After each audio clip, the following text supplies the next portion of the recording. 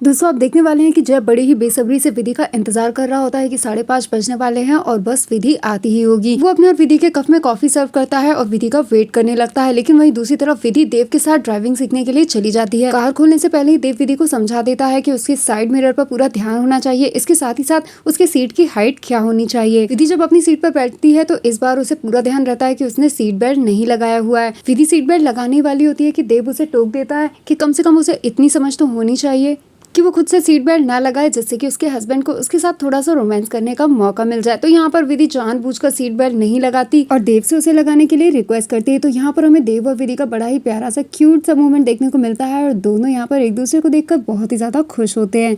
लेकिन जब विधि ये देखती है कि वो जो कार चलाना सीखने वाली है वो ऑटोमेटिक कार नहीं है, तो ये देखकर वो काफी ज्यादा घबरा जाती है। तो देव उसे समझाता है कि उसे इसी कार से कार चलाना सीखना चाहिए, क्योंकि अगर उसने गियर वाली कार से कार चलाना सीखा तो वो कोई सी भी कार आसानी से चला सकती है। देव जिस तरीके से विधि को इंस्ट्रक्शंस देगा, विधि को वो बहुत ही कंफर्टेबल लगेगा और काफी कंफर्टेबली विधि कार चला भी पाएगी और दोनों इस राइड को काफी ज्यादा इंजॉय भी करेंगे। तो वहीं दूसरी तरफ जयशा नोटिस करेगा कि यहाँ पर टाइम 6 बज चुके हैं और विधि अभी तक नहीं आई। वो समझ जाता है कि इसमें जरूर कुछ न कुछ देव का ही हाथ है और उसने ही उसे बांध कर रखा होगा, इसलिए वो उन दोनों कफों को फोड़ देता है और काफी ज्यादा गुस्से में होता है। देव और विधि जब अपने घर पहुंचते हैं तो वो देखते हैं कि जयशा वहाँ पर पहले से ही होता है और वो चित्रा के साथ काफी फ्रेंकली बात कर रहा है। चित्रा देव और विधि को बताती है कि जयशा उसका क्लासमेट था, लेकिन जय का ध्यान विधि पर जाता है, जो कि देव के साथ बहुत ही ज्यादा खुश लग रही थी और ये देखकर जयशा को बिल्कुल भी अच्छा नहीं लगता। वो विधि से पूछता है कि वो 5:30 बजे से विधि का वेट कर रहा है और उसने विधि को काफी सारे कॉल और मैसेजेस भी किए हैं और विधि ने उनका बिल्कुल भी रिप्लाई नहीं किया।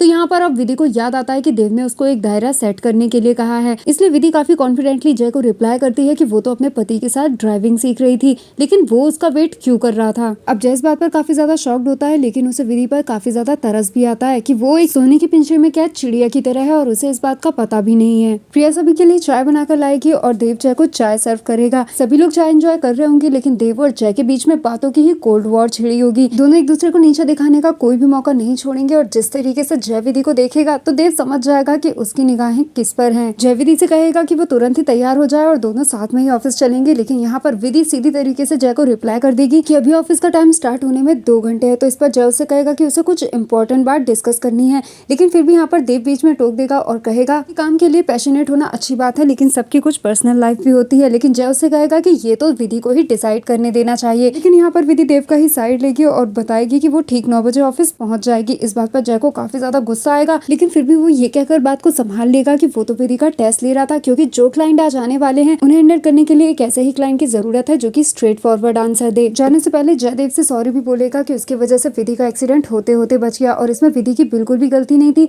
इसलिए देव विधि पर नाराज ना हो, क्योंकि इसमें पूरी गलती जय की थी। देव कहेगा कि उसे ये बात पता है और उसके साथ ही साथ वो जय को एडवाइस करेगा कि वो काफी ज्यादा इम्पेशेंट है, इसलिए उसे थोड़ा पेशेंस रखना चाहिए। लेकिन यहाँ पर जयदेव की कोई भी एडवाइस लेने से साफ इनकार कर देगा, क्योंकि उसे लगता है कि वो पहले से ही बहुत समझदार है।